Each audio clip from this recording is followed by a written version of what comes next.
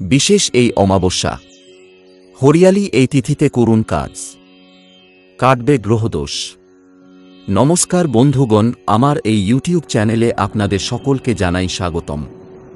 আজকের এই ভিডিওটিতে আমি আপনাদের শ্রাবণের অমাবস্যা নিয়ে কিছু মূল্যবান বাস্তুশাস্ত্রের কথা বলবো, যা আপনাদের জানা খুবই প্রয়োজন।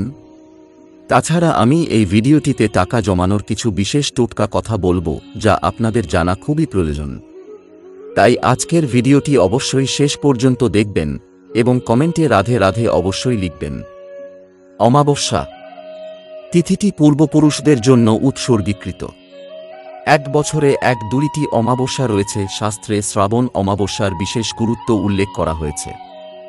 এই তিথিতে হরিদ্বার, নাসিক, গয়া, উজ্জয়িনের মতো পৌরাণিক গুরুত্বপূর্ণ তীর্থস্থানগুলির নদীতে স্নান এবং দান করা উচিত। বর্ষাকালে চারদিক সবুজে শ্যামল হয়ে থাকে, তাই শ্রাবণী অমাবস্যাকে বলা হয় হরিয়ালি অমাবস্যা বা সবুজ শ্যামল অমাবস্যা। শ্রাবণ মাসের অমাবস্যা হরিয়ালি অমাবস্যা নামেও পরিচিত। এই অমাবস্যা তিথিতে মহাদেব ও পার্বতীর পূজার্চনা করা হয়। পাশাপাশি সুখ, শান্তি ও সমৃদ্ধির জন্য ব্রতপালন, দানপুণ্য করা হয়। শাস্ত্র মতে হরিয়ালি অমাবস্যায় বৃক্ষরোপণ করা শুভ।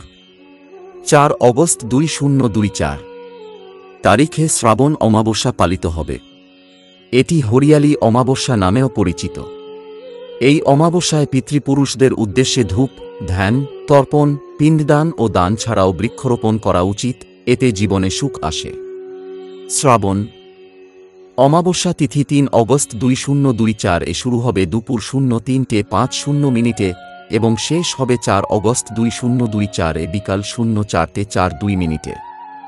জ্যোতিষবিদ সুদীপ শাস্ত্রী জানাচ্ছেন, শ্রাবণ অমাবস্যায় বাড়িতে বেলপত্র, তুলসী, আমলকি গাছ লাগান। এর পাশাপাশি মন্দির বা যে কোনো পার্কে শমী, অশ্বত্থ, নিম, বট, আমের মতো ছায়াযুক্ত গাছ লাগান এবং তাদের যত্ন নিন।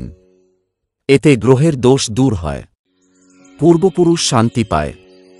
শ্রাবণ অমাবস্যার দিনে 2টি জাফরান এবং লবঙ্গ দিয়ে ঘিয়ের প্রদীপ জ্বালানো দেবী লক্ষ্মীকে খুশি করতে সাহায্য করে এবং আর্থিক অসুবিধা দূর করে। এই দিন তুলসীতে ঘিয়ের প্রদীপ জ্বালান, ভগবান বিষ্ণুর মন্ত্র জপ করুন।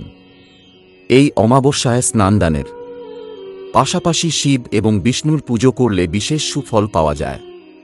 শ্রাবণ অমাবস্যায় শিব ও পার্বতীর নিয়ম মেনে পুজো করলে শুভ ফল পাওয়া যায়।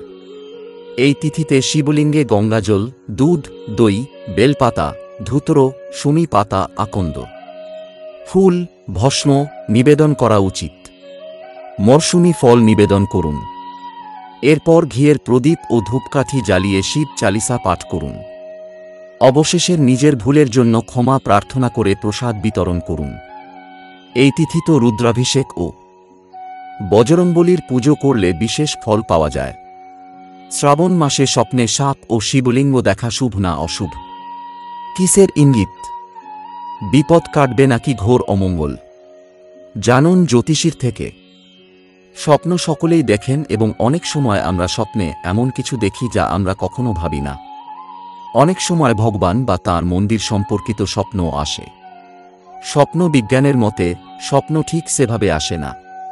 প্রতিটি স্বপ্নের কিছু অর্থ আছে এবং এটি আপনার ভবিষ্যৎ সম্পর্কে শুভ ও অশুভ লক্ষণ দেয়।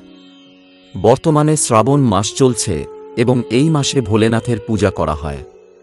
এমন পরিস্থিতিতে অনেক সময় আপনার স্বপ্নে শিবলিঙ্গ বা ভগবান শিব সম্পর্কিত জিনিস দেখা যায়। এই জিনিসগুলির অর্থ কী এবং এগুলি আপনাকে কি সংকেত দেয়? ভোপালের বাসিন্দা জ্যোতিষী এবং বাস্তু পরামর্শক পণ্ডিত হিতেন্দ্র কুমার শর্মার কাছ থেকে জেনে নিন। আপনি যদি স্বপ্নে শিবলিঙ্গ দেখেন তবে এটি আপনার জন্য একটি শুভ লক্ষণ। এটা বিশ্বাস করা হয় যে এটি আপনার উপর মহাদেবের আশীর্বাদ নির্দেশ করে।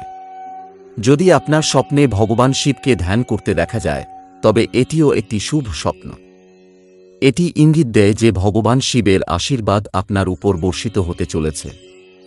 অন্যদিকে আপনি যদি মা গঙ্গাকে দেখেন তার মানে আপনার জীবনে কিছু বড় পরিবর্তন আসতে চলেছে। অনেক সময় স্বপ্নে সাপ দেখা যায়, যার কারণে বেশিরভাগ মানুষ ভয় পায়। তবে শ্রাবণ মাসে যদি স্বপ্নে সাপ দেখতে পান তবে তা একটি শুভ চিহ্ন দেয়। স্বপ্নে সাপ দেখলে ধন সম্পদ লাভের লক্ষণ।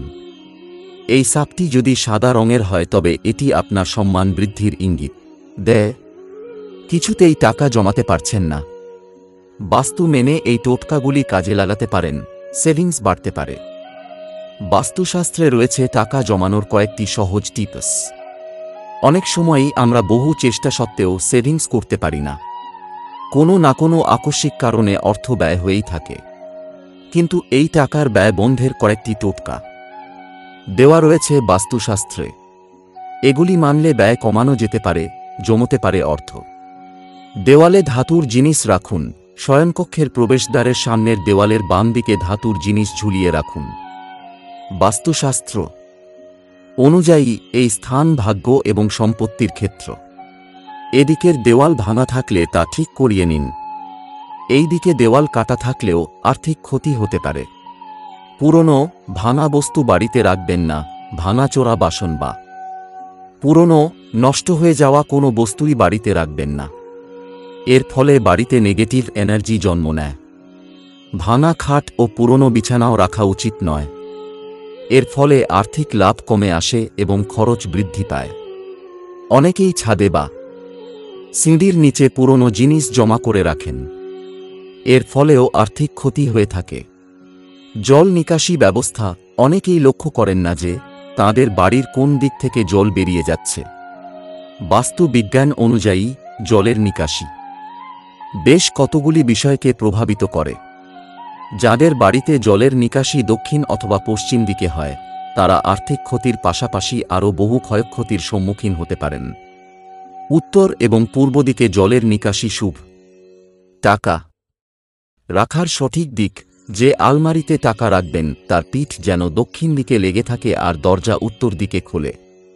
পূর্ব দিকে আলমারির মুখ থাকলেও ধন বৃদ্ধি হয়, কিন্তু উত্তর দিকই শ্রেষ্ঠ।